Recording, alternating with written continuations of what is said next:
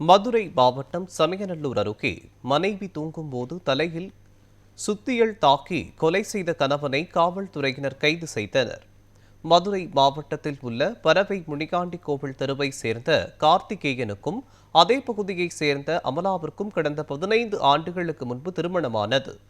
இந்நிலையில் கார்த்திகேயன் வேலைக்கு செல்லாமல் மது அருந்திவிட்டு மனைவியிடம் தொடர்ந்து தகராறில் ஈடுபட்டு வந்ததாக கூறப்படுகிறது.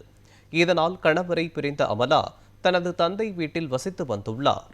தனது பாவனார் வீட்டிற்கு வந்த கார்த்திகேயன் வீட்டில் தூங்கிக் கொண்டிருந்த தனது மனைவியின் தலையில் சுத்தியலால் தாக்கிவிட்டு தப்பி ஓடியுள்ளார். தொடர்ந்து மருத்துவமனையில் அனுமதிக்கப்பட்ட அமலா சிகிச்சை பலனின்றி உயிரிழந்தார். சம்பவம் தொடர்பாக காவல்துறையினர் கார்த்திகேயனை கைது செய்து சிறையில் அடைத்தனர்.